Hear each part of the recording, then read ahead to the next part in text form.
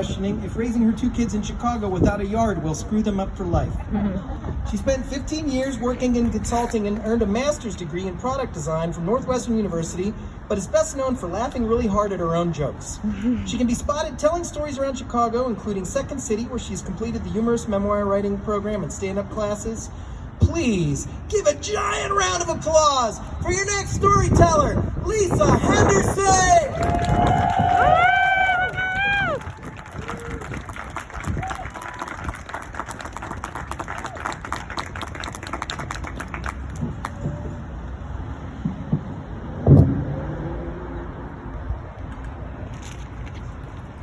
Person who eats a ham and cheese sandwich for breakfast. And it's not because I love sandwiches, but if I know I'm going to have a ham and cheese sandwich for lunch and get out the ham and the cheese and the mayo and the bread, I might as well just make one for breakfast and kill 2 meals with 1 dirty knife, right?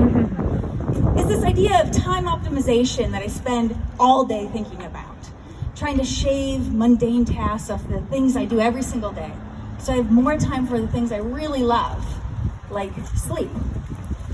So I have no shame on Sunday night before I send my kids to school the next day, putting them into bed with clean school uniform clothes on so we all can sleep in 10 minutes longer in the morning. But I do one thing that makes people feel very uncomfortable, but it saves me the most amount of time.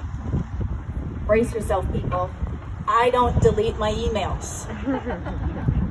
So what that means is when I look at my email box, like that little number when you look at your phone, it says I have 136,000 emails just sitting in there.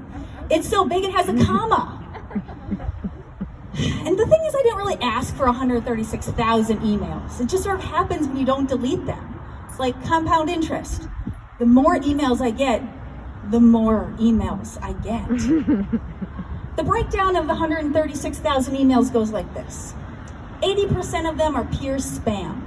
Emails from websites where I've either shopped at it, Googled it, researched it, or even just somehow thought about it and started getting emails from them.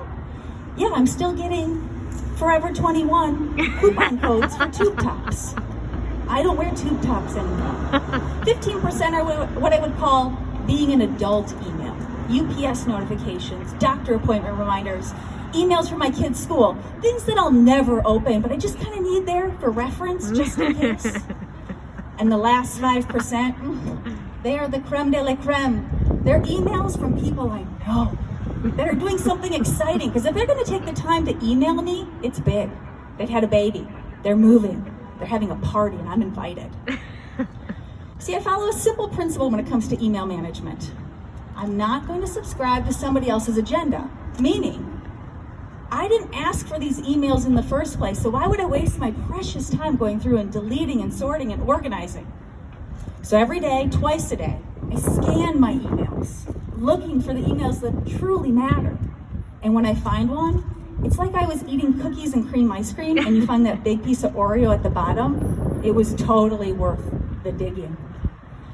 I want you to know I'm not suffering because of this 136,000 emails. Some of you might feel like you're suffering. I made an agreement with my iCloud account years ago. We were not going to be backing this thing up, so it's not costing me any money. I do sometimes think about the people who work at Gmail, though. I bet they know me. I bet my username is framed on their wall in a gold frame, and it says Super User of the Year 10 years in a row. Or maybe they even use my username in context, like, I drank so much kombucha at lunch today that my stomach feels like lisa@gmail.com, bloated and overwhelmed. I do make my friends uncomfortable. Every time I see them, one of them will grab my phone and they'll say things like, God, Lisa, how can you live with yourself? And I look at them and I say, I'm a married mother of 2 kids in my 40s, trying to get a career in comedy. My email management should be the least of your worries when it comes to this friendship. But they're the kind of people who need their email account to be 0 before they go to bed. And I can almost picture what's going on in their brain when their head hits the pillow. It's like, every time my email box chimes 0, an angel gets their wings. They're not suffering. I do think that the one group that's suffering from my decision is that black market where they buy and sell emails to your username to different companies so they can start sending you emails. My email has been so pimped out, so overused that I'm not worth anything to anybody. I'm already getting all the emails. So I hope when they see my name on the list, they actually groan a little bit. Like how I feel when I hear Magarena play at a wedding. Not her again, not her. I will say that I have tried to unsubscribe.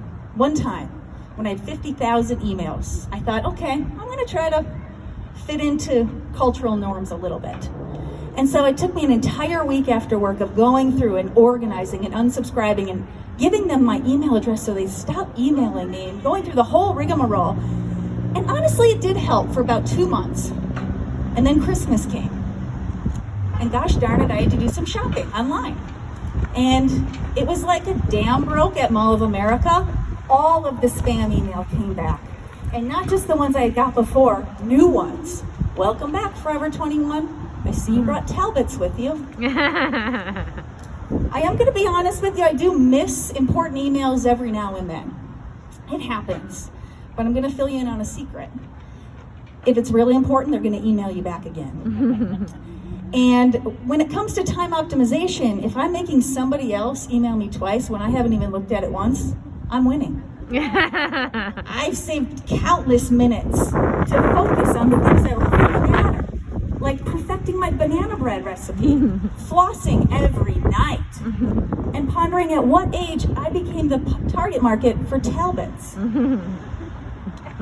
There's one amazing benefit of having an email box that's so big. It's like a time capsule of my life.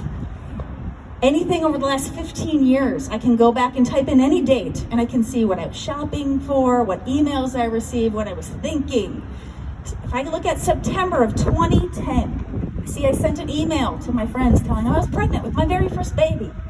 And I can rewind it 9 months and smile at the receipt from Fredericks of Hollywood and know how important that purchase truly was. And this year on my 15-year wedding anniversary, I printed out an email from when my husband and I first started dating, back when we called each other babe and ordered Netflix through the mail, and he loved it.